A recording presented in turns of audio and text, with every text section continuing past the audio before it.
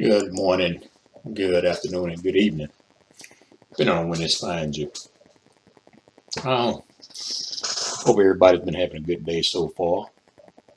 And I was actually notified that the notifications are not coming through if you click the bell to get the notifications when I release a new video. So if that's the case with you, I ask that you go ahead and check and make sure you still subscribe to the channel and to check the notification button to see if they're coming out to you as well. My objective with this video is to do some teaching. And before I get started, I want to mention this to you.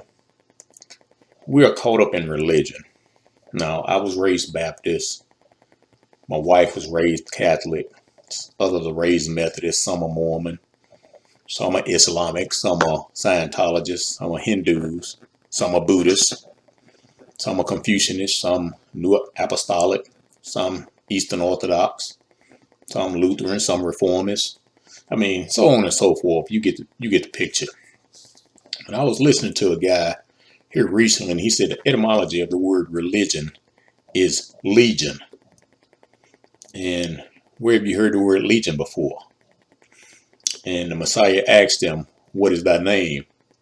And he answered, saying, "My name is Legion, for we are many." Now that's from the book of Mark, chapter 5, verse 9. And the verse right before that, in chapter 8, he called legion unclean spirits. So if religion comes from legion, that means religion is unclean spirits. Now, how many religions do we have? And I'm going to use those words again. We are many. Because when you speak of religion, we are many too. And a few years ago, I took every major religion in their books and I documented the differences. I had just gotten out of the hospital and couldn't go anywhere. So I made it a goal to learn something about different religions and what they believe. And right now, I'm spending time learning Hebrew meanings of words. Now, I'm going to do a lot of reading on this video because I'm going to be using some scripture. But in Ezekiel chapter 37, verse 5, this is what Yahweh says to you. This is what it says in Ezekiel 37:5. This is what Yahweh says to you. I will cause breath to come into you, and you will come to life. Now, what we're seeing right now in this society are the dry bones coming back to life. In verse 10 of that same chapter, it says, "So I spoke to the wind for Yahweh as he said, and the breath came into the dead bodies. They came to life and stood up. There were many men, a very large army." And yeah, I'm using Yahweh a lot more than God. And I know, I'm not telling anybody else to do that. This is just what I'm doing based on my learning and study. And so you start understanding a few things. And, I know they said if you capitalize G in front of God, that sets them apart. If you capitalize L in front of Lord, that separates them out. Well, it's just too many gods out there, and there's too many things with the title Lord in it. And so for me personally, I want to try to get back to the original names, because even in the Islamic faith, they refer to the term Jesus. And so which Jesus are we referring to when we say Jesus? And, we can get technical and say, well, we're Christians, Jesus is the only way. Well, what are they saying in the other books about Jesus? They're Jesus. And so you have to ask yourself, are you serving Jesus of the world, or Jesus of the Bible, or Jesus of the Quran? I mean, and I'm not putting anything down. I'm just saying, hey, we have to learn. The book of Ezekiel also says the dry bones are Israel. And in verse 12 in chapter 37, it says, "So speak to them for me. Tell them this is what Yahweh says. My people, I will open your graves and bring you up out of them. Then I will bring you to the land of Israel. Now, Kyrie Irving lost over $15 million last season when he refused to take the shot. Now, he's been suspended for 5 games by the NBA commissioner until they feel like he's made a qualified apology, all because he promoted the documentary Hebrew to Negroes. And that's all he did. He promoted, in a tweet, I believe. And so now you got all these people complaining about him posting the documentary. The dry bones are actually coming back to life, and now people are running scared. That's what's going on. Now, I plan on covering some of what the Bible and the Apocrypha teach as it relates to what we are witnessing right before our eyes right now. What does Romans 11 and 15 say? When Israel rejected God, the rest of the people in the world were able to turn to him. So when God makes friends with Israel, it will be like bringing the dead back to life. Now, to me, that sounds like the dry bones are coming back to life. In verse 11, it says, do I mean that the people of Israel fail, never to get up again? Certainly not. Their failure made it possible for the Gentiles to be saved, and this will make the people of Israel jealous. Now, as a people, are we not jealous of what every other culture in the world actually enjoy? You remember I did a video sometime back, I believe it was titled Scraping the Bottom of the Economic Barrel. So why is every other culture above us economically? Because in reality, anytime a black man with influence speaks up, the system has to shut him down. That's why Kanye is being attacked. That's why Kyrie is being attacked. See, the Hebrews to Negroes thought process and documentary and book have been around before now. But the director, Ronald Dalton, even though there are a lot of people out there that know who he is, Ronald Dalton doesn't have the platform of a Kyrie Irving. So when a black man with a platform says something, all of a sudden, other people start shaking. When Kanye says something, other people start shaking. Because they know what these guys are saying is the truth. And I don't care what these other organizations say.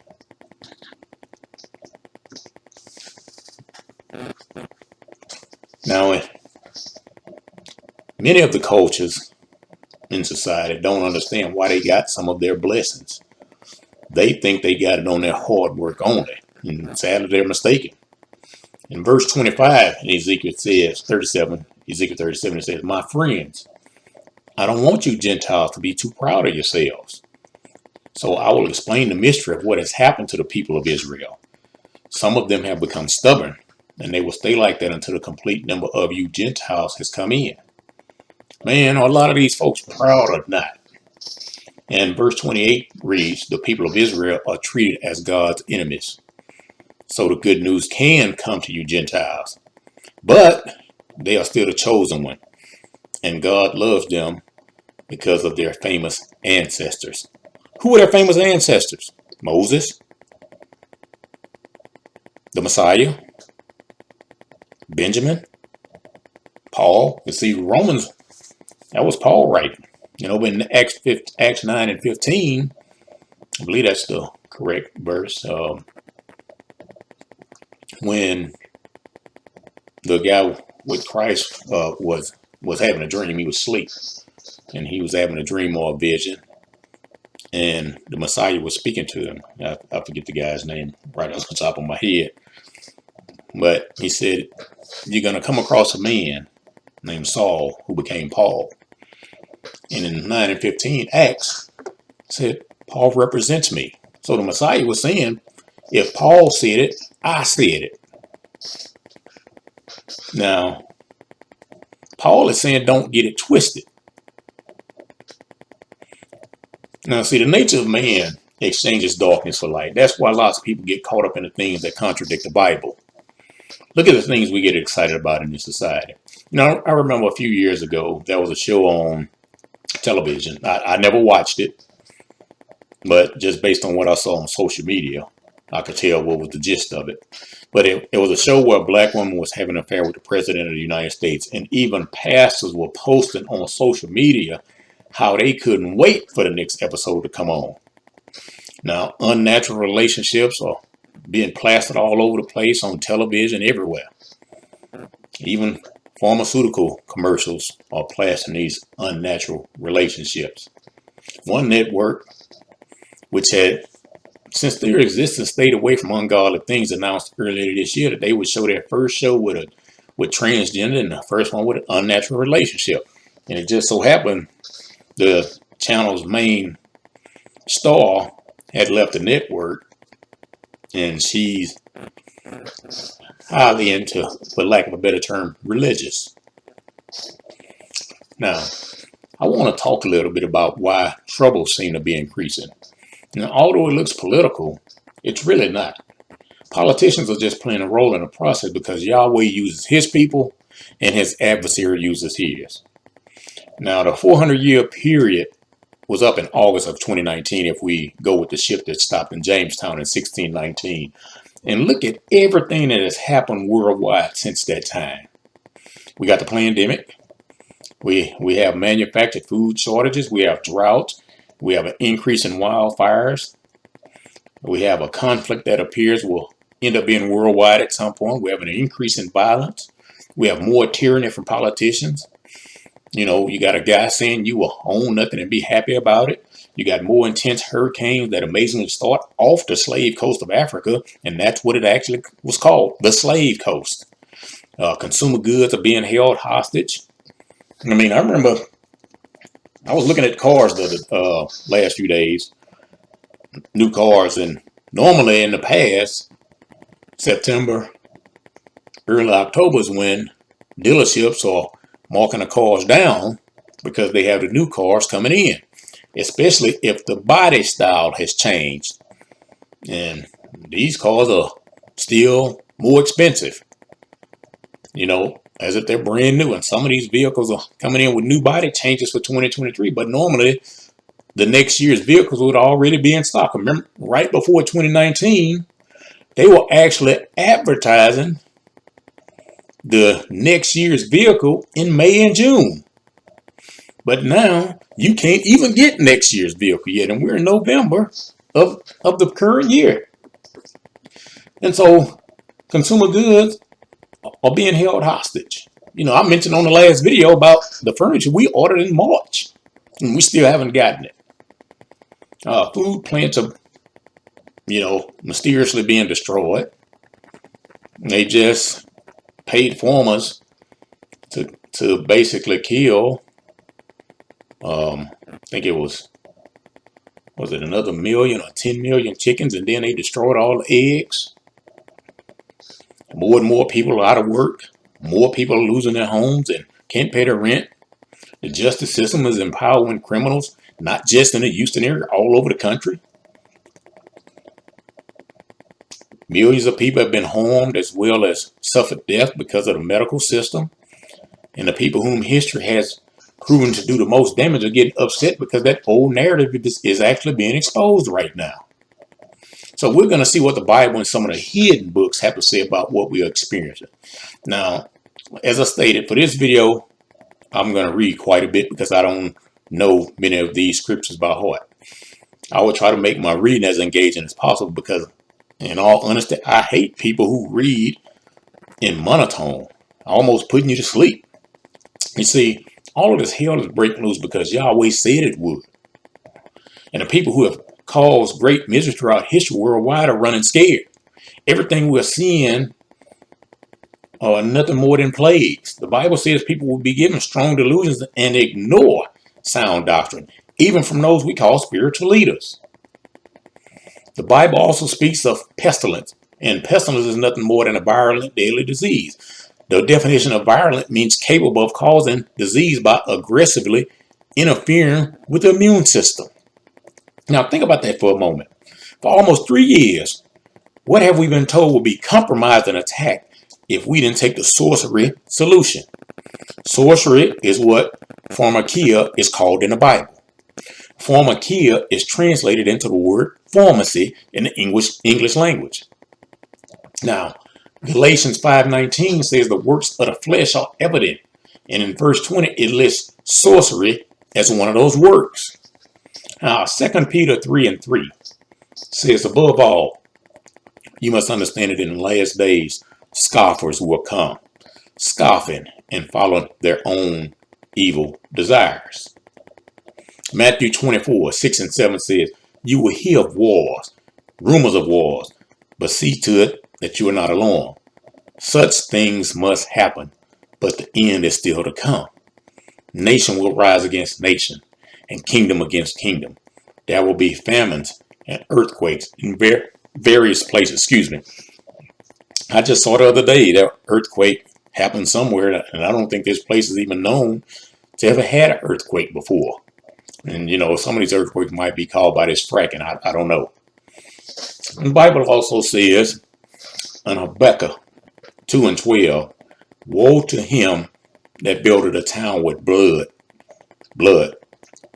and established a city by iniquity. Or they kill people to build their city and do wicked things to make their walled city strong. Now, we live here in the United States, but a lot of towns, cities, and states have been built all around the world off the backs of enslaved people. Many of those people were killed in the process. The United States has bragged about her exceptionalism, but has never repented of what was done to build this so-called Mecca.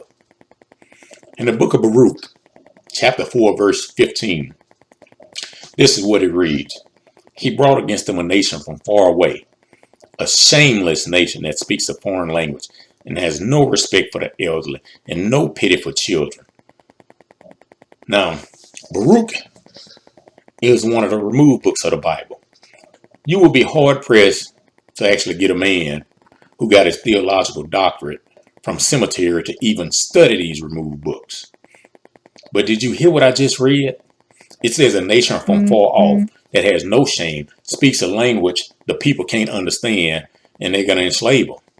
Now, remember the video I did when I said history said the enslaved people were illiterate because they couldn't read? But if you heard what I just said, they came with a foreign language. Now, I took French in high school, and I love taking French. I could actually speak it for a good while. But, you get away from it, and, it kind of gets away from you. But I took French in high school. I loved it. And since I've been removed from that for years, I would actually struggle to have a conversation now. Now, I do still know some of the basics, but I would be hard-pressed to have a conversation. I have a friend in Senegal. We communicate very little in French from time to time. And then I have a buddy over in Paris who lives in Paris. He's from Paris. And, sometimes he communicates in French. I have to get the translation to understand what he's saying, because if I'm going to respond to him, I want to respond to him in French. In the book of Hebrews, chapter 12, verse 6, it said, for whom the Lord loveth, he chasteneth, and scourgeth every son whom he receiveth. Now, our ancestors were punished for idolatry. And when we look around, what do we see? We see many crimes and atrocities committed against blacks going unpunished. So if we're not the apple of God's eye, why are we the only group of people who've been punished the way we have been historically? God is allowing these folks to get away with other things for now. Now, I said something about the Bible a little while back, and a young lady asked me to explain. And when I explained, she said she was irreligious and had not opened a Bible since she was 15, so she had no clue what I was talking about. So why would you ask questions and then not want to engage? I don't mind having conversations. In Deuteronomy 32:26, this is what it reads. I said, I would scatter them into corners. And so you got a lot of people saying, that shows you that the Bible, ain't right, because it says scatter them into corners and the earth is round. Well, if you read the Bible, you understand the earth ain't round. And if you read the Bible with some understanding, you understand the four corners mean four directions. So don't get it twisted. But that's just people's way of saying, hey, the Bible is not valid. And so, let me continue. I would make the remembrance of them to cease from among men. And what do we see right today? Those of us who have darker skin that were born in America have no clue who we are. My mentor did a talk some years back, and he talked about identity. He said, everyone knows where they're from except us. And he was talking to what I want to say, multicultural audience. I'll put it that way. He said every other group can trace their origin back to the country their ancestors came from. Then he said, show me a country on the world map that says black. You see, black is a color. It's not a place. It's not an ethnicity. It's not a race.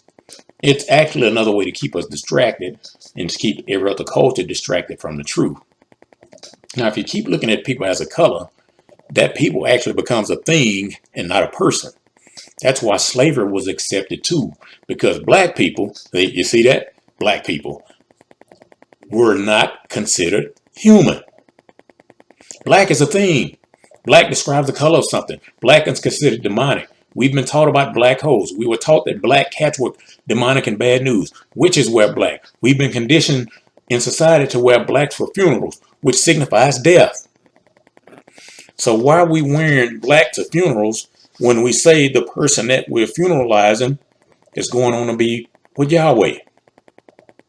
So why are we coming in with a morbid spirit with black on to say this person got their wings today?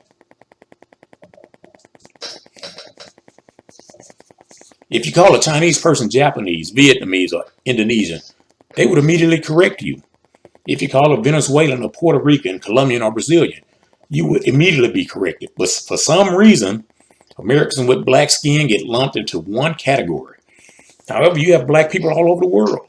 What do you call a black skinned person from Nigeria? Nigerian. What about Panama? Panamanian. What about Trinidad? Trinidadian. Oh, they shorten it sometimes and say Trini. What about Jamaica? Jamaican. Haiti. Haitian. Ethiopia. Ethiopian. Eritrea. Eritrean. Egypt. Egyptian. So, you see, we in America are lost as far as our identity is concerned. See, the first place mentioned, first country mentioned in the Bible is Ethiopia. So there was no such thing anywhere in the Bible of Britain, England, London, no such thing as the Middle East. The Middle East was not a place until they built the Suez Canal. There's no such thing. Stop saying the Messiah was Middle Eastern. He wasn't. Wasn't no such thing. He came from the tribe of Judah. In Deuteronomy 28:64, this is what it reads. And Jehovah will scatter thee among all peoples, from the one end of the earth even unto the other end of the earth. And there thou shalt serve other gods, which thou hast not known, though now thy fathers, even wood and stone. And we actually see this all the time. We've been scattered all over the world. I see a lot of blacks talking about energy and stuff like that because energy has become a new god to them. Some blacks talk about the universe now because the universe has become their new god. Now I'm seeing a lot of black folks talk about black men being gods and calling themselves gods. That's a major problem. Every god out there that we're trying to imitate or worship has its origin in demonic activity. That's why that verse said we will worship and serve gods that even our forefathers didn't know. Worshiping other gods is what led our ancestors into slavery. We come out of that thought process and then we get tricked into following them again by people that seem to mean us well. Now in Ezekiel 32:9, it says, I will also vex the heart of many people when I shall bring thy destruction among the nations into the countries which thou hast not known. God, Yahweh, said he would make the other cultures have hardened hearts toward us. He chose the smallest nation of people to represent him, and other nations were actually jealous when they saw his love for Jacob and his descendants. Genesis 15:13 says, Then the Lord said to Abram, You should know this.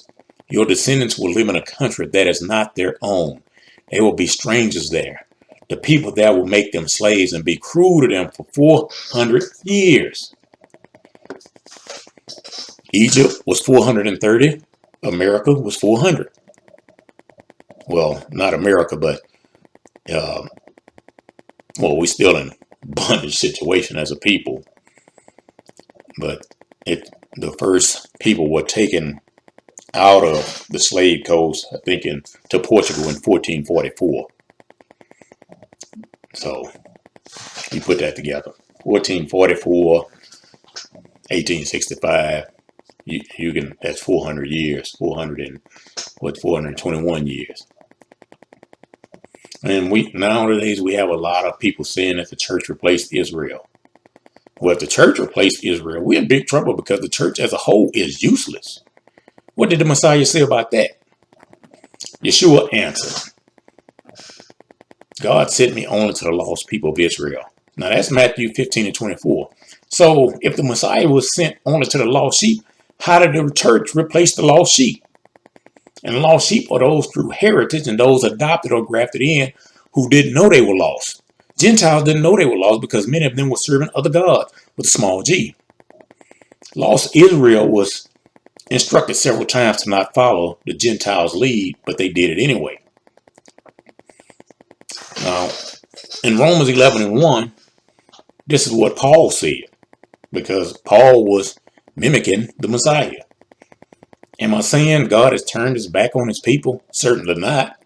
I'm one of the people of Israel, and I myself am a descendant of Abraham from the tribe of Benjamin. And in verse 5, Paul says, many have taught, I'm sorry, that's wrong note. That's what, I done lost my train of thought. But anyway, we'll get back to that. But many have taught that the slavery in Exodus is the same one in Deuteronomy. No, it's not. In Luke 21:24, Yeshua said something totally different. Here it is. Some of the people will be killed by soldiers. Others will be made prisoners and taken to all the different countries. See, in Egypt, that was just one country. The transatlantic slave trade, several countries. The holy city of Jerusalem will be under the control of foreigners until their time is completed. Really? Does that not describe what our ancestors lived under? You see, foreigners are controlling Jerusalem right now. But you can't tell these far-right Christian conservatives that because they are standing with the state of Israel regardless. So if the Messiah said Jerusalem will be controlled by foreigners, that means you are not standing with the right Israel. From the book of Baruch, listen to this. This is Baruch chapter 4, verses 5 through 15. Take courage, my people. You're the one who keep Israel's name alive. You were sold to Gentile nations, but not to be destroyed. Because you made Yah angry, he handed you over to your enemies. When you offered sacrifices to demons instead of to Yah, you angered the one who made you. You forgot the Elohim who had nourished you as a child, and so brought you grief to Jerusalem, who had been like a mother to you. Jerusalem saw that Yah was punishing you because he was angry. And she said to all the neighboring cities, look at the great misery that Yah has brought on me. I saw my sons and daughters taken into captivity, a captivity brought on them by the eternal Yah. I brought up my children with great delight, but I cried and mourned when they were taken from me.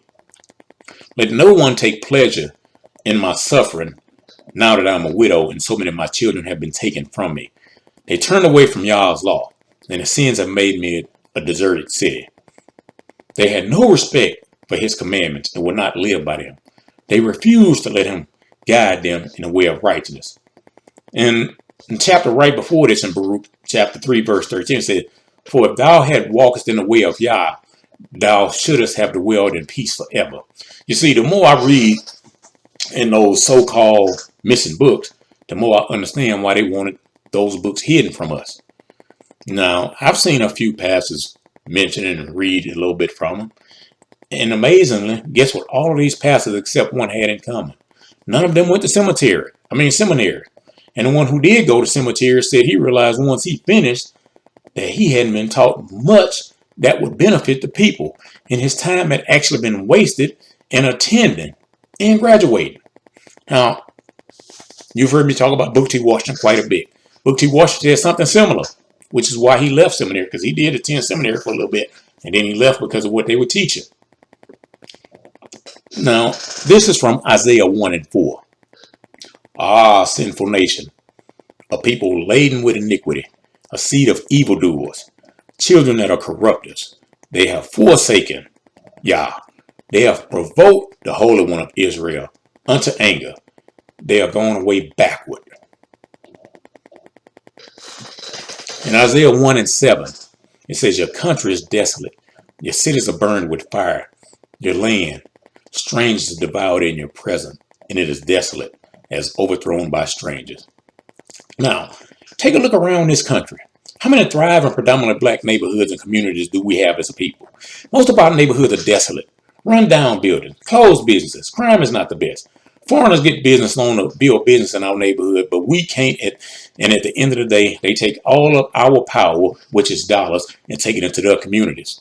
So strangers are devouring our neighborhoods and don't put anything of value in them.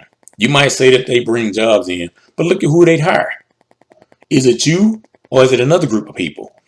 And think about a lot of the businesses they open. Most of it is damaging to us.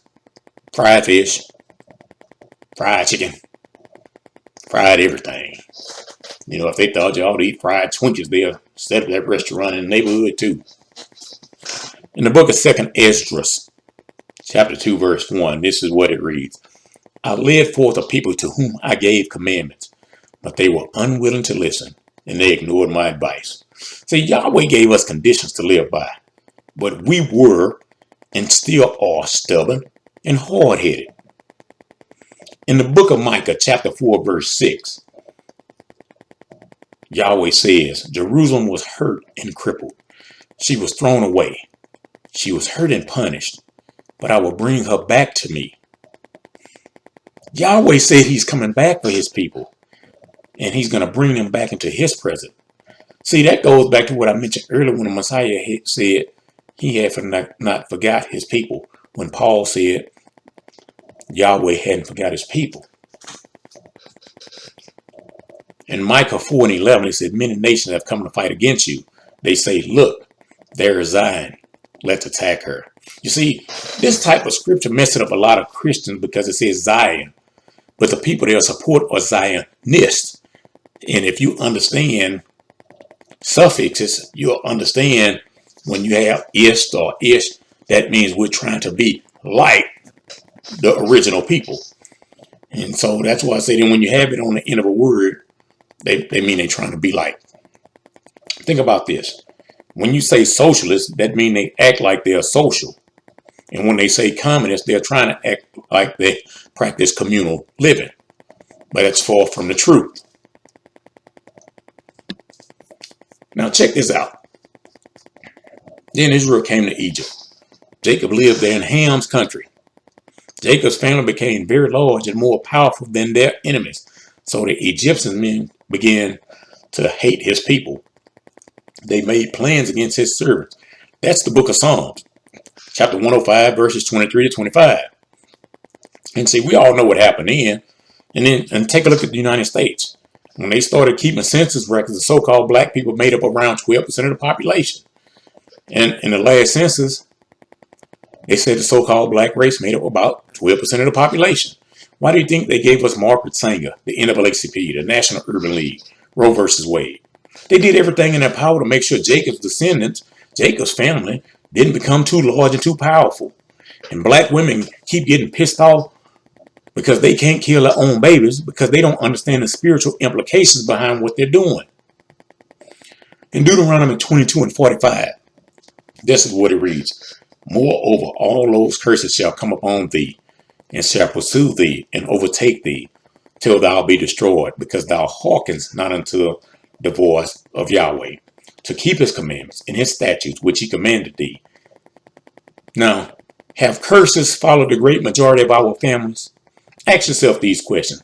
Does alcoholism run in your family? Do you have drug dealers in your family? Do you have out-of-wedlock births in your family? What about sexual immorality? I looked at both sides of my family, and I'm a product of being born out of wedlock. My biological father has multiple children outside the bonds of marriage. My mom had me and one of my sisters outside of marriage. So you know what I did? I went into prayer, not just for me, but for my mother, my biological father, and all of my generations before them, because my biological dad's father, my grandfather, produced children all over the place. The last count, when we did it, we stopped at 42. That's a curse. Is there a history of incest in your family? Is there a history of anger in your family? What about domestic violence? What about drug use? How about gluttony? Are a lot of your family members overweight? Hey, I've been overweight. It's not a good feeling. It's not comfortable.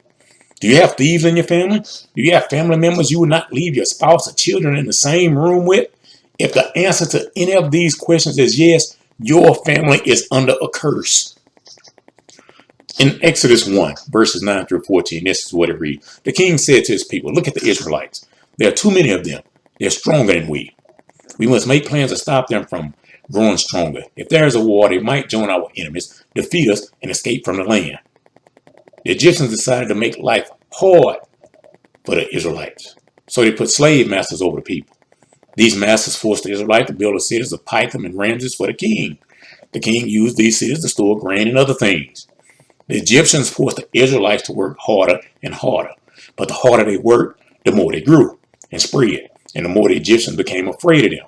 So the Egyptians made them work even harder.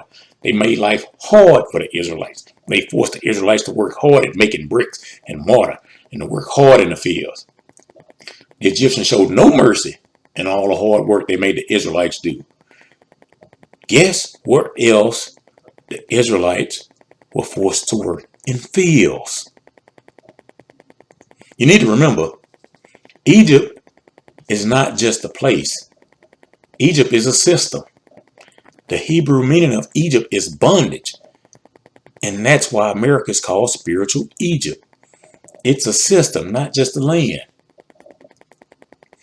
In the book of Leviticus, chapter 20, verses 3 to 5, this is what it reads. I will be against them and separate them from their people, because they gave their children to Molech. They showed that they did not respect my holy name, and they made my holy place unclean. Maybe the common people will ignore them. Maybe they will not kill those who gave their children to Molech. But I will be against these people and their families. I will separate them from their people. I will separate anyone who is unfaithful to me and chases after Molech. Abortion is child sacrifice. We become a slave to that God. That's another reason Yahweh is not answering our prayers. They're falling on deaf ears because he says right here that he will separate the unfaithful from him. But that's not anything new. King Manasseh of Judah sacrificed his son to the god Molech. And you can read that in 2 Kings chapter 21, verse 6. We want to pray for Yahweh to deliver us from this oppression, but we turn around and kill his precious babies. We want to know why our young men get cut down in the street by immoral police.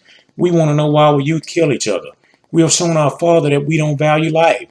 So if we show him that we don't value life, he reciprocates. By our actions, we say we don't care. So he says in return, well, if they don't care, why should I answer their prayers? In Leviticus 18 and 21, it says, also thou shalt not give thy children to offer them unto Molech, neither shalt thou defile the name of thy father, for I am the Elohim.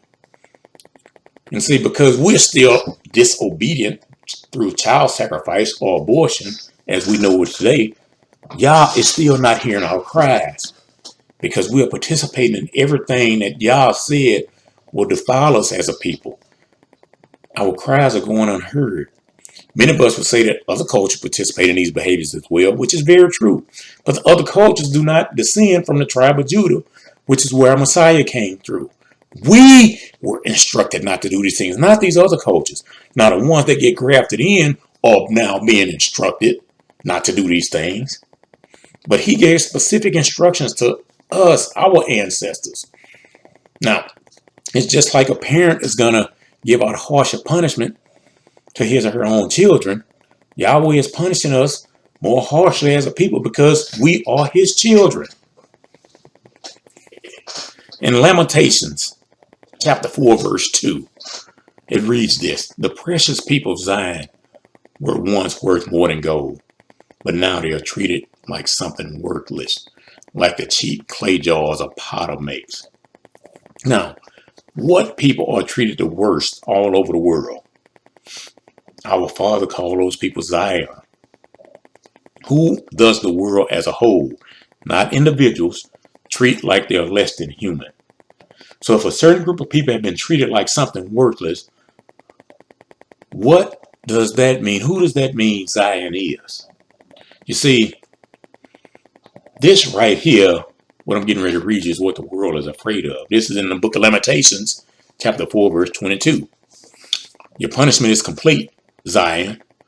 You will not go into captivity again, but the Father will punish your sins. People of Edom, he will uncover your sins. You see, the punishment was not completed in 1948. I don't care what they teach you in the churches today. In the book of John, chapter 8, verse 33, the people that the Messiah was talking to said they were never in bondage to another man.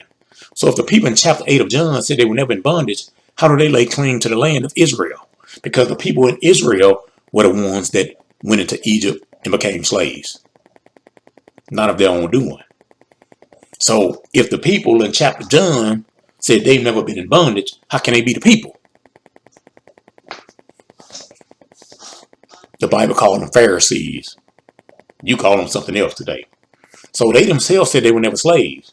No other group ever said that, but they claim to be the people, and the Christian church believes it.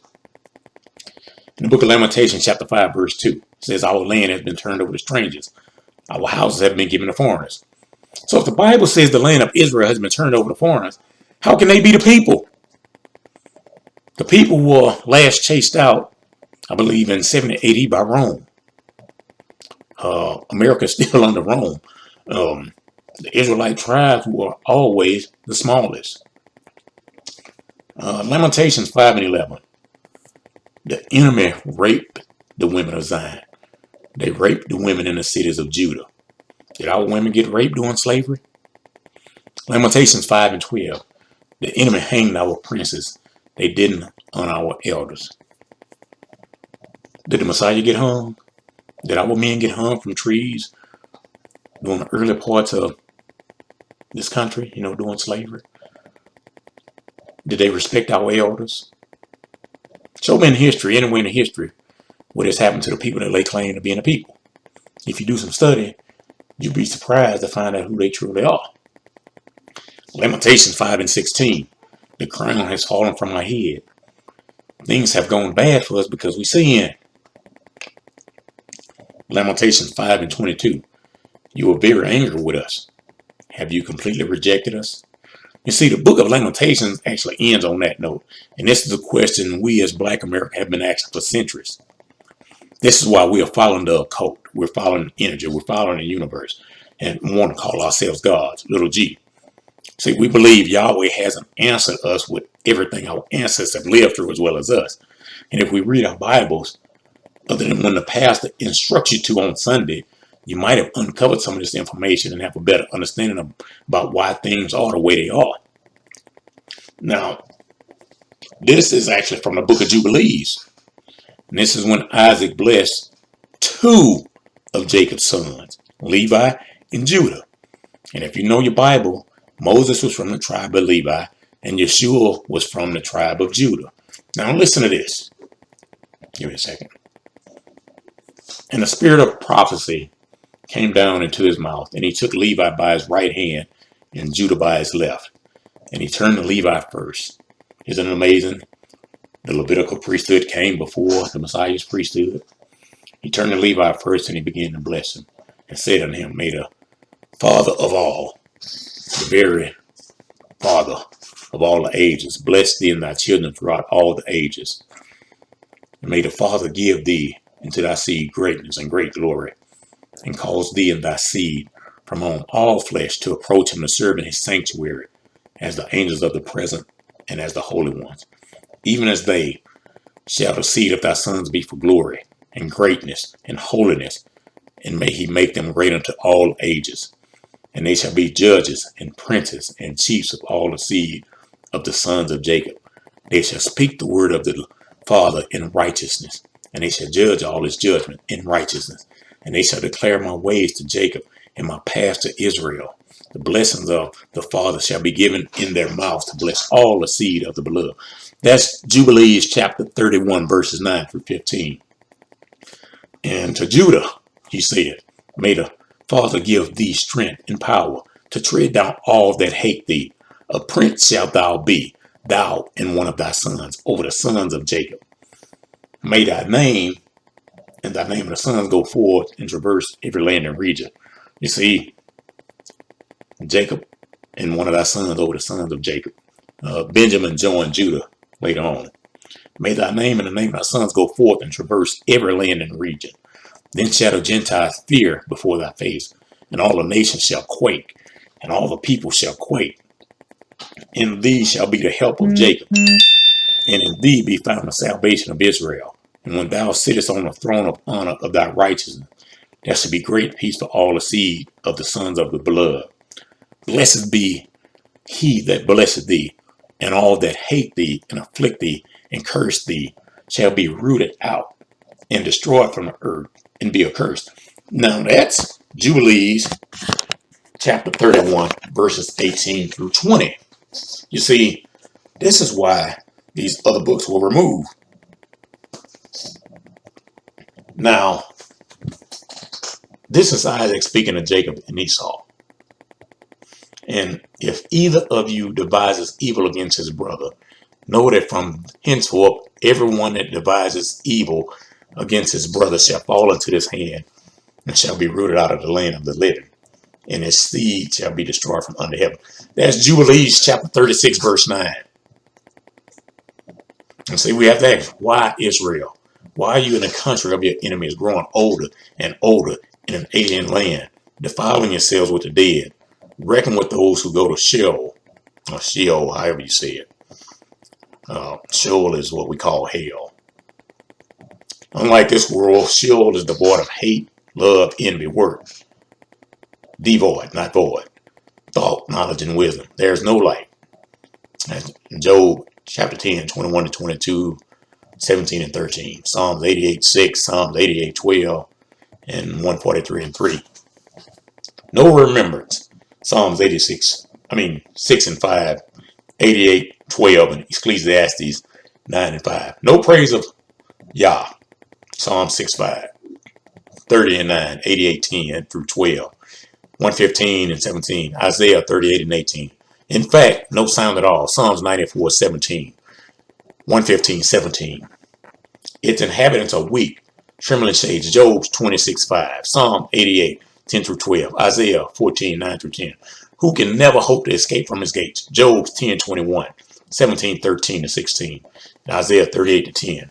Sheol is like a ravenous beast that swallows the living without being sated. Proverbs 1 and 12, 27, 20, and Isaiah 5 and 14. It is because you have forsaken the fountain of wisdom. Had you walked in the way of Yah, you will be living in peace forever. That's the book of Baruch, chapter 3, verses 10 through 13. Baruch 4, 5 through 10 says, take courage, my people, memorial of Israel. You were sold to the nations, but not for extermination. You provoked Yah, and so were delivered to your enemies, since you had angered your Creator by offering sacrifices to demons and not to Yah. You had forgotten the eternal Father who reared you. You had also grieved Jerusalem, who nursed you. For when she saw Yah's anger falling on you, she said, listen, you neighbors of Zion, Yah has sent me great sorrow. I have seen my sons and daughters taken into captivity, which the Eternal brought down on them. Baruch 4, verses 14 and 15. Come here, neighbors of Zion. Remember my sons and daughters' captivity, which the Eternal brought down on them. how he brought a distant nations down on them, a ruthless nation, speaking a foreign language. They showed neither respect for the age nor pity for the child. Now, how many times do we have to read that a foreign people brought our destruction, trying to wipe us out in the process? You see, this is also in the Bible we have today, but most of the teaching around this subject is misunderstood because the people we're taught that it happened to are not the people it happened to. And amazingly, as long as we were taught that it was another group of people who suffered, that was sympathy. Now that we know the people it was speaking of is black, and it's Israel, it's black Israel, the same sympathy is not there. We don't even get it from black people who defend with their whole being the other group of people. How long do you defend your real oppressor before you wake up? In Baruch chapter 4, verses 31 to 34, it reads this: disaster will come to all who have ill-treated you and gloated over your fall. Disaster will come to the cities where your children were slaves. Disaster to whichever one received your children. For just as she rejoiced at your fall and was happy to see your ruin, so will she grieve over her own desolation. I shall deprive her of the joy of a populous city, and her insolence will turn to mourning. Father Yahweh said they're going to feel the same effects that they put on Judah, and that's why they're so afraid. They have to keep sympathy focused on themselves because they're trying to delay Yah's judgment.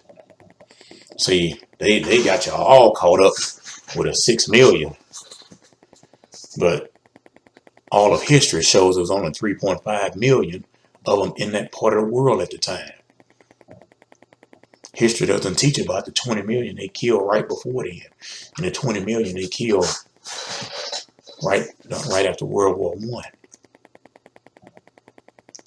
History don't teach you that, but history teaches you to feel sympathetic for the made-up number.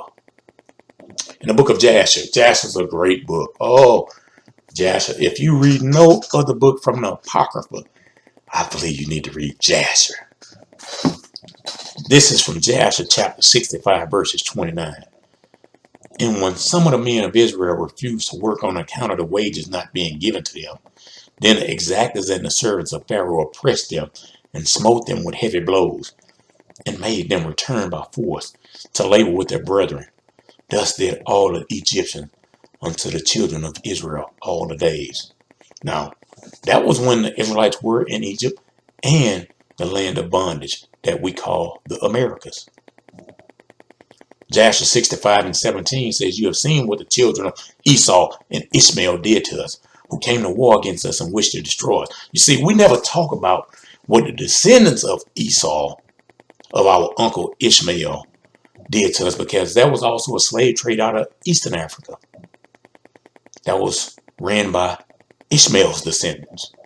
A lot of our cousins were taken into those countries that they call the Middle East now for slave purposes. So you don't hear about that. Jasher 65 and 26. And after all the Egyptians had withdrawn from the children of Israel, they returned and became oppressors and officers over them. And some of them stood over the children of Israel as taskmasters to receive from them all they gave them for the pay of their labor. Now, isn't it amazing that those slaves were never paid? And for those that hired themselves out, they had to pay their slave masters for their freedom. And once blacks wanted to be paid for their labor, they all of a sudden got labeled as lazy by the lazy people who enslaved them and had them working for free.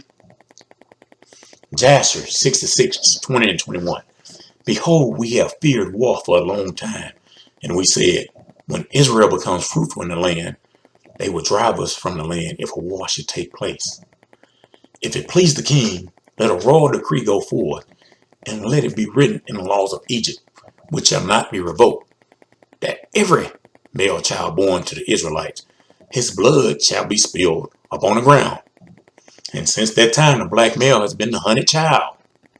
And since Egypt represents bondage, we must turn over the back of the United States dollar bill and see what the dollar bill represents. There's a picture of a pyramid, which means the Egyptian system is in place here.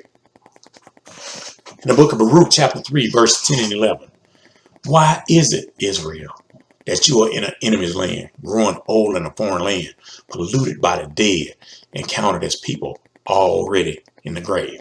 See, the Bible always refers to Israel as a people, not a piece of land. Jacob, whose name was changed to Israel, was a person, not a piece of land.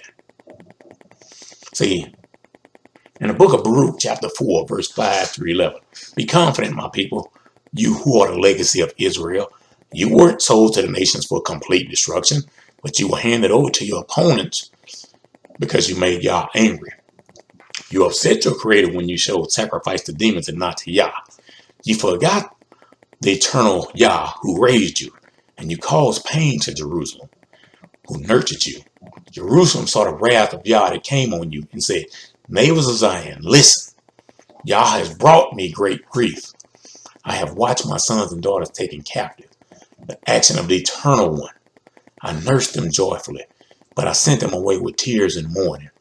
And right today, we're sacrificing our unborn babies to demons through abortion. What do you think the table is you lay on for the procedure of woman? It's an altar for sacrifice. Our Father says sacrificing the demons is one thing that makes him angry. Yet our women keep claiming it's their body. No, it's not. Your body is nothing but an incubator until that period is up for you to release the baby that's being incubated, that's being housed. Your body is nothing but a housing center for another body. It's not your body. And see, in spite of all of this that I've told you so forth, there is redemption because Yahweh made a covenant with Abraham. In the book of Obadiah, chapter 1, verse 8, shall I not in that day, said the Father, even destroy the wise men out of Edom and understanding out of the mount of Esau. Book of Malachi, verse 1 and 4, whereas Edom said, we are beaten down, but we will return and build waste places. Thus said the Jehovah of hosts, they shall build, but I will throw down, and men shall call them the border of wickedness, and the people against whom Jehovah had indignation forever. Book of Ezekiel, chapter 36, 33 to 37. This is what our Father says. On the day that I wash away your sins, I will bring people, back to your cities. The ruined cities will be rebuilt. People will begin again to work the land, so when other people pass by, they will not see ruins anymore. They will say, in the past, this land was ruined, but now it is like the Garden of Eden. The cities were destroyed. They were ruined and empty, but now they are protected. There are people living in them. Then the nations that are still around you will know that I am Yahweh and that I rebuilt those places. I planted things in this land that was empty. I am the Father. I said this, and I will make them happen. This is what Yahweh says. I will also let the family of Israel come to me and ask me to do these things for them. I will make them grow and become many people. They will be like flocks of sheep. Ezekiel 37, verses 21 to 23. Tell the people that this is what Yahweh says. I will gather the people of Israel from among the nations. I will gather them from all around, and bring them back to their own land. I will make them one nation in their land among the mountains of Israel. There will be one king over them. They will no longer be two nations. They will not be split into two kingdoms anymore. See, you have Judah and Benjamin, then the other 10 tribes. Those are two groups that he's speaking of. They will no longer continue to make themselves filthy with their idols and horrible statutes or with any of their other crime. Instead, I will save them from all the places where they have sinned. I will wash them and make them pure. They will be my people, and I will be their Father. Now, let me ask a question. If he said he's going to gather Israel from all over, and the people claiming to be Israel were largely located in one place, that would mean either Yahweh is a liar or the people claiming to be Israel a liar. Which side would you bet your money on? Ezekiel 37, 24 to 28. And my servant David will be the king over them. There will be only one shepherd over all of them. They will live by my rules and obey my laws. They will do the things I tell them. They will live on the land that I gave to my servant Jacob / Israel. Your ancestors lived in that place, and my people will live there. They and their children and their grandchildren will live there forever. My servant David would be their leader forever. I will make a peace agreement with them. This agreement will continue forever. I agree to give them their land. I agree to make them numerous and to put my holy place among them forever. My holy tent will be with them. Yes, I will be their father and they will be my people. The other nations will know that I am the Father, and they will know that I make Israel my special people by putting my holy place there among them forever. Remember I mentioned earlier, when they first started taking the census, we were supposedly only 12% of the population. And right today, at the last census, we were still only about 12% of the population. So somebody lying somewhere. Yahweh said he's going to restore everything that was taken from our ancestors and us. He said he's going to let everybody know who his people really are. How can I say that? Well, check this one out. Jeremiah 10:10. So Jacob, my servant, don't be afraid. This message is from your father. Israel, don't be afraid. I will save you from that faraway place. You are captives in that faraway land. But I will save your descendants. I will bring them back from that land. Jacob will have peace again. People will not bother Jacob. There will be no enemy to frighten my people. Now, the book of Jeremiah, the prophet Jeremiah, said there will be peace in the land when Jacob's descendants return. Now, ask yourself a question. Has there been any peace in that land since 1948? Nope. So if there's no peace, somebody lying. Is it the prophet Jeremiah? But it's not the only place where this is mentioned. Leviticus 26:6 says, I will give you peace in the land, and you will be able to sleep with no cause for fear. I will rid the land of wild animals and keep your enemies out of your land. Job 11:19 says, you will lie down without fear, and many will court your favor. The book of Baruch also said it too. Baruch 2:34 says, I will bring them back to the land, and I promised in a solemn pledge to their ancestors, to Abraham, Isaac, and Jacob, and they will rule it. And I'll repopulate the land, and they will never decrease. See, since we've been here, we apparently ain't decreased or increased, according to the United States Census records. Baruch 2:35 says, I'll make an eternal covenant with them, that I will be their father, and they will be my people. I'll never again remove my people Israel from the land that I've given them. So, if the Father says he'll never remove the people from the land again that it belongs to, why are people living in the land right now working so hard to go to the Ukraine? See, that's their home. See, many of you think the Ukraine-Russian conflict just started. It's been in the works since 2014. And if I remember correctly, it might even go back to 2008. Why is the U.S. funding Ukraine? Well, you have to ask yourself, why does the U.S. fund Israel as it is now? Because it's the same people. So if the people should be at peace and never leave the land again, something ain't lining up. Baruch 4:24. Just as the neighboring cities watched as you were taken captive, so they will soon see the eternal God coming in glorious splendor to rescue you. Ezekiel 20:34 says, I will bring you out from the peoples and will gather you out of the countries wherein you were scattered. That's countries with an S. That's plural. With a mighty hand, and with an outstretched arm, and with some wrath poured out. Now, if the slaves that went into Egypt only left out of one place, the Bible might have said, I will bring you back I will gather you out of the country where you're scattered. Ezekiel says, I will gather you out of the countries, plural, where you are scattered. Jeremiah 51:24 says, before your eyes, I will repay Babylon and all who live in Babylonia for all the wrong they have done in Zion, declares the Father. In the book of Wisdom, chapter 15, verse 14, it says this, but the people who are most foolish of all, and even more to be pitied than the soul of a little child, are the enemies who oppressed your people.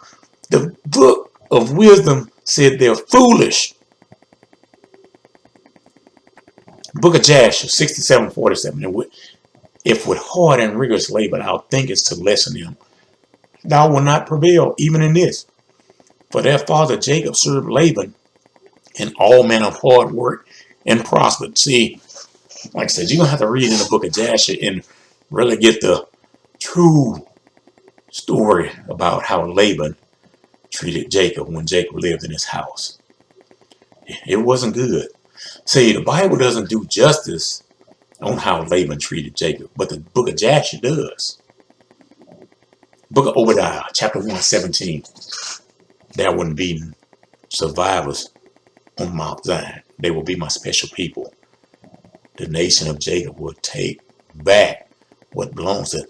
That's why we having the issues right now with Kyrie and Kanye, because they got a platform.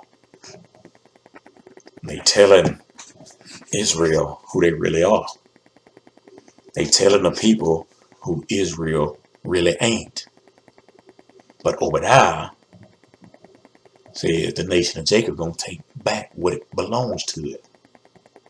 The Bible says everything taken has to be returned. Remember when the slaves left out of Egypt, they took all their wealth with them. Now, I don't know how it's gonna work, but I trust the word. Obadiah 1:18. The family of Jacob will be like a fire. The nation of Joseph will be like a flame. But the nation of Esau will be like ashes. The people of Judah will burn Edom, and they will destroy it. There will be no survivors in the nation of Esau. The book of 2nd Esdras, chapter 15, verse 21. As they have done to my chosen ones, even to this very day, so I will do to them. They will suffer full payback. See, that's what society is afraid of, that payback. What James Brown had this song, The Big Payback. See, y'all really need to study James Brown too to really understand some of that stuff. James Brown was putting messages out, but most people really didn't get it. In the book of Hosea, chapter 1, verse 11. Then the people of Judah and the people of Israel will be gathered together. See, and that's why it says Judah, because Benjamin joined Judah, but Judah is the greatest out of all. The people of Judah and the people of Israel will be gathered together. They will choose one ruler for themselves, and the nation will be too large for the land. See, Israel and Judah were separated. That's what they call the northern kingdom and the southern kingdom. And Judah and Benjamin, like I said, became one, and the other 10 tribes became one. And they're going to unite once again. The brothers' descendants bring the family back together. Remember when I said earlier, Isaac took hold of Levi and Judah? Levi by the left, Judah by the right. Judah was the one more blessed. And if we think back to the selling of Joseph, the brothers originally wanted to kill Joseph. It was Judah who said, what do we gain by killing him? And, maybe one day I'll talk about Joseph. And what else does the Bible say about Judah? The Bible says men from Judah's family will be king. The sign that his family rules will not leave his family before the real king comes. Then many people will obey and serve him. See, that's in the book of Genesis 49:10. That's right there in your first book, your first printed book of the Bible. As I stated before, Job is the very first book of the Bible. But in the Bible we have today, Genesis is book 1. See, there's a difference in calling men kings, because the Bible endorses that in certain situations. But there's a problem with calling men gods. When you say you're a God, you're trying to put yourself on the same level with the Father. And we saw how that worked out the first time someone tried that. He was kicked out of the Father's presence forever. And all his homies were kicked out with him. Call yourself God if you want to. Say you don't follow the Bible if you want to. As for me and my house, we're going to serve the Father. We're going to serve Yahweh. Now, I'm not trying in any way to put myself in the same class as the Father. I'll never call myself a God. I don't have the same power as the Father. As a matter of fact, we always talk about nature being Mother Nature, but I've never seen that term in the Bible either. Judah was the largest and most influential of the 12 tribes with the governing right. I'm reading from Isaiah 9, chapter 6 and 7. Jacob prophesied it would maintain its preeminence until Shiloh or Messiah came. He would then take headship and receive the allegiance of true spiritual Israel. See, Matthew 1 and Luke 3 chased the Messiah's human lineage to King David, Judah, Jacob, Isaac, Abraham, and Shem, or Sem. You Semites, you are the true Semites. This is why the descendants of Judah are hated more than the other 12 tribes.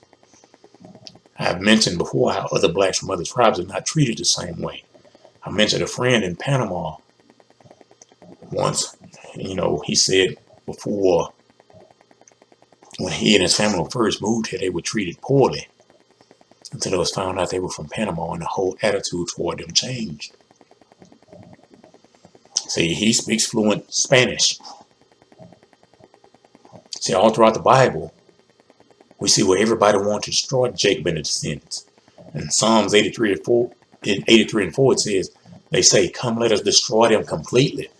Then no one will ever again remember the name Israel. See, they want all traces of Black America gone. And that's why we have no clue who we are. They've done a masterful job of hiding our identity from us. But the funny thing about the truth is you can't hide it forever. It's going to eventually surface, which is what's happening right now. And since it's becoming more widespread, anyone who speaks on it gets that terrible label of being anti-Semitic. Seminary and many pastors say the Apocrypha is not scripture. Well, listen to this from the book of John. There are many other things that Yeshua did. If every one of them were written down, I think the whole world would not be big enough for all the books that will be written. Now that's John chapter 21, verse 25. Doesn't it seem amazing that we only got part of the Messiah's greatness? Has that ever troubled you like it has me? All my life, up until I found out about those removed books, because they're not missing, they were just removed. I always had that question. And just to show you how naive and gullible I was for years, I even said when I first found out about the books that had been removed, well, if the Father wanted us to know them books, he'd have left them in the Bible. That's just how stupid I was. But look at how much of our history has been hidden. You can't even buy certain books without them costing several hundreds or thousands of dollars now. 50-page books, $600. 100-page books, $1,500. They're trying to price it so the average person, can't buy it. In the book of Jubilees, chapter 2 and 24, into this Jacob and his seed, it was granted that they should always be the blessed, and holy one of the first testimony and law, even as he has sanctified and blessed the Sabbath day on the seventh day. You see, that's it. Jacob is blessed, and once Yahweh says you will always be blessed, what does that mean? You will always be blessed. Think about King David. He lost his children because of his sin with Bathsheba and having her husband Uriah deliver his own death notice. But he was still blessed because the Bible said he was still a man after Yah's heart. Look at what happened to Job. He lost everything, but he was still blessed. In the book of Jeremiah, chapter 51 and 9, it said, we tried to heal Babylon, but she could not be healed. Abandon her.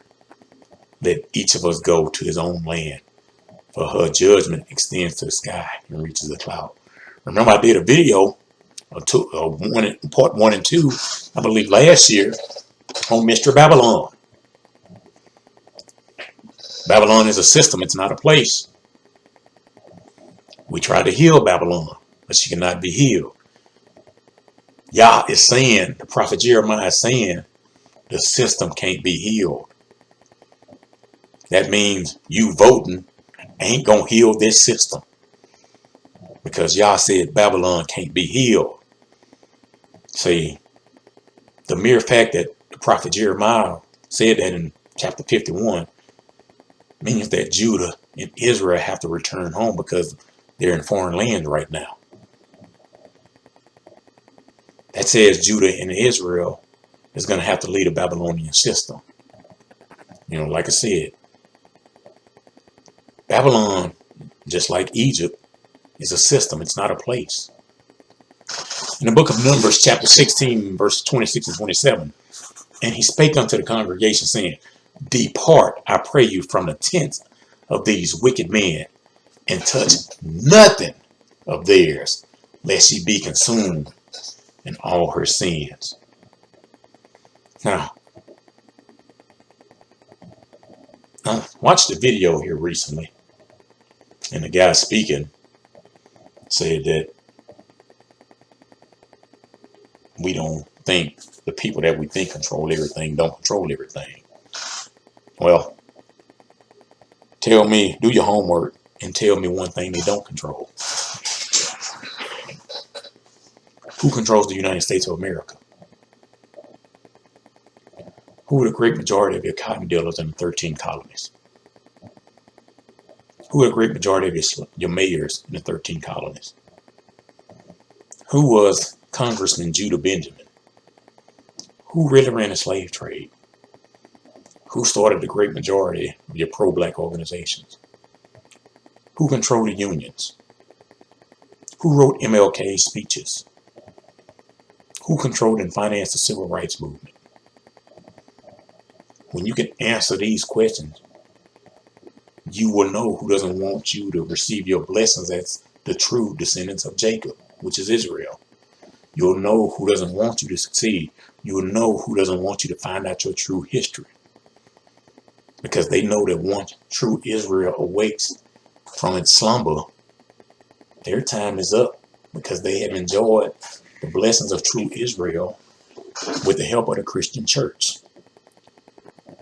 Listening to a gentleman explain the difference between sleep and asleep was very eye-opening. He said sleep means you're resting in Yahweh, and asleep means you're resting with the devil. What we need to understand, and most of your black pastors would not teach it because their understanding of who the people are is wrong, is that Israel is supposed to be divided until the end days. The northern kingdom of Israel rebelled against Judah, and that's why they're separated. Now, if you got some value out of this, I ask that you click the like button. As I've stated before, my videos have been pushed down with the algorithm since September 2017. And in December of 2019, I believe they demonetized my video. And they asked me to reapply for monetization at a later date. And I told them I didn't want to. I'm not going to reapply for monetization. They told me when they demonetized my channel that they reviewed all of my content. And they said I stole all of my content from other people. I have yet to find anybody on YouTube whose content I stole. I've done a lot of research. I've done a lot of study. I've watched a lot of videos. I've watched a lot of documentaries. I've read a lot of articles. I've read a lot of books. I found a lot of books that are very hard to come by. Yet, I stole all my information and all my content from other people on YouTube, according to YouTube. So, if you click the like button, it might help in moving it back up. If you're not subscribed, click subscribe. If you feel it in your heart, share it with some other people, because a lot of us out there are lost on this subject matter. We're lost and don't even know we're lost. I was sent a documentary not too long ago and was asked to watch it and give my thoughts. And the two guys were talking about the slave trade, and the guys were talking about black men need to be calling themselves gods and all of this stuff. And, the whole narrative about the slave trade was just wrong. It was a hard process getting through it. And so there's a lot of misinformation out there.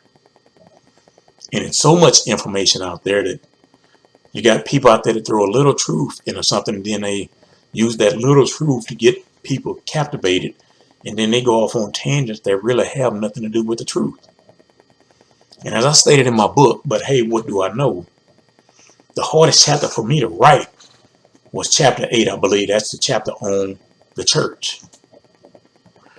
It took me 3 years to write that one chapter. Everything else just came to me, with the exception of making my reference points. But every other chapter just came to me because I've been studying that stuff. But my objective was to make sure I didn't mislead anybody with regards to the Bible. This information that I read to you, these verses from the Bible and the Apocrypha, might trouble a lot of you. Don't get mad with me. Go read them for yourself. And if you find conflict with what I told you, with your understanding and your reading, your study, contact me. Let's talk about it.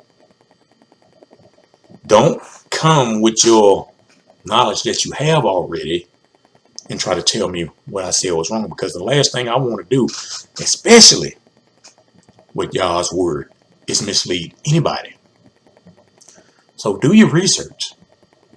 I know I went through a lot of those scriptures pretty fast, and those verses from the Apocrypha pretty fast. But write them down. Write them down as I go. Pause the video. Write the verses down. You don't have to get the actual verses right then, but write down the chapter and verse of the book. And then go back and read them for yourself.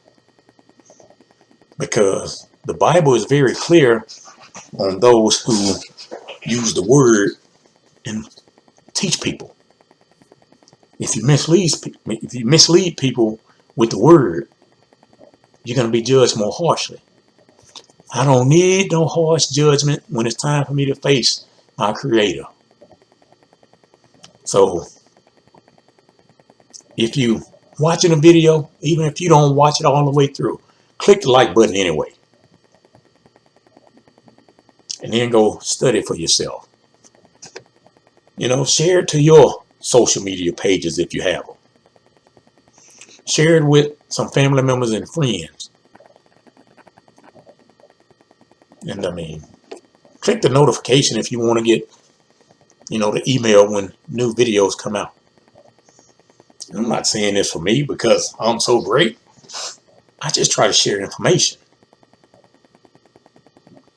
I'm not begging you to do any things. If you don't want to, don't worry about it. I just said if you thought there was some value in it, share it. If you don't think there's any value, don't share it. But like I said, do yourself your own diligence and go do your homework. I only talk about the stuff I talk about, even a ranting. Like, I did the video last week titled Just a Rant. And, I did maybe 2 or 3 videos where I was just ranting. But even with those, you might not like what I'm talking about, but I talk about the stuff I talk about because I care about you. Trust me when I say I've done a lot of study and research. Remember I mentioned earlier about doing all those different study on the different religions?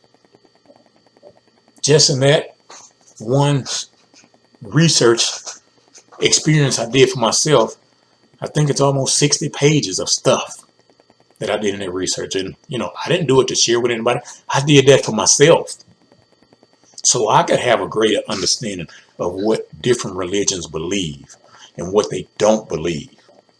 I didn't do it for anybody else. And when I condense stuff down into a video, I'm condensing it down so it doesn't overwhelm you. And like I said, the stuff I shared, I've got information. I studied information. And so I don't make videos on stuff I haven't studied. So hope you guys enjoy the rest of your day, and we'll see you next time.